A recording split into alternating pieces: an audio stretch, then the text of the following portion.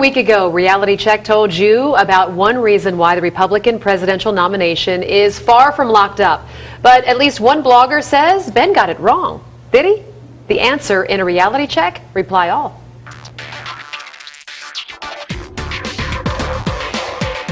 The issue at hand, our reality check on Rule 38 of the Republican National Convention rules. As I told you last week, way down at the end of the RNC rules is rule number 38. That rule consists of only one sentence. No delegate or alternate delegate shall be bound by any attempt of any state or congressional district to impose the unit rule. So what is the unit rule? Well, that rule requires that all delegates from one state or congressional district are required or bound to vote as a unit.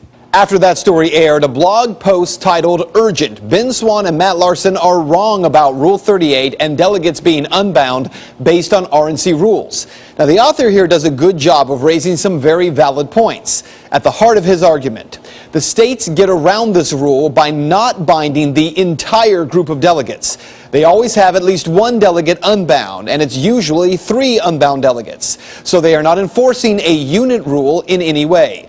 Therefore, Rule 38 does not apply to the argument.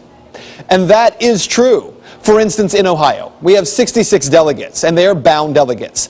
But of those 66, there are 3 RNC delegates who have the freedom to vote however they choose. Therefore, the blogger correctly states that this allows the RNC to get around the unit rule.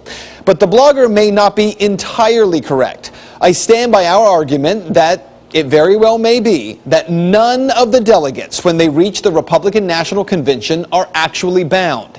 And it isn't just our theory. An extensive article at fairvote.org has taken a very close look at this issue. And the truly important issue is this. The author states that the RNC rules provision on the unit rule make it clear that delegates are not bound to vote according to how most delegates from their state are voting.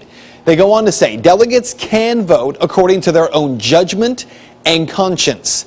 So, what is all of this based on? Actually, it's not our interpretation of the RNC rules or fairvote.org's interpretation. It is the interpretation of the RNC Legal Counsel. In 2008, this issue came up. It was actually in Utah, where a delegate did not want to join with the rest of the state and vote for John McCain, and instead demanded that his vote be cast for Mitt Romney. McCain won Utah with 62% of the vote in 2008. But here's the most important part. In that delegate's fight to cast a dissenting vote was this statement over the specific issue. Jennifer Sheehan, legal counsel for the RNC, plainly stated in a letter to Nancy Lord, Utah National Committee woman, several weeks before the convention, the RNC does not recognize a state's binding of national delegates, but considers each delegate a free agent who can vote for whoever they choose. And the National Convention allows delegates to vote for the individual of their choice, regardless of whether the person's name is officially placed into nomination or not.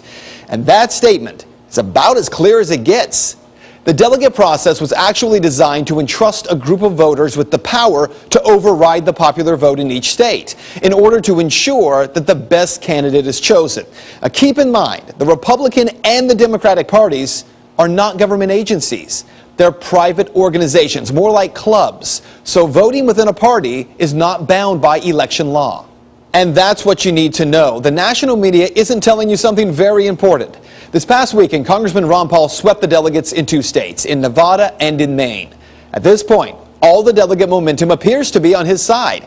So, much of what we've been telling you for months has now finally been mentioned by several national outlets. Bloomberg Business, U.S. News and World Report, even radio host Mark Levin this week have finally started to hint at the idea that, well, maybe Tampa isn't going to be inevitable after all.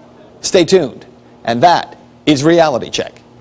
If you'd like to make your voice heard on this story, head over to Ben's Facebook page. You can find it by searching Ben Swann, WXIX.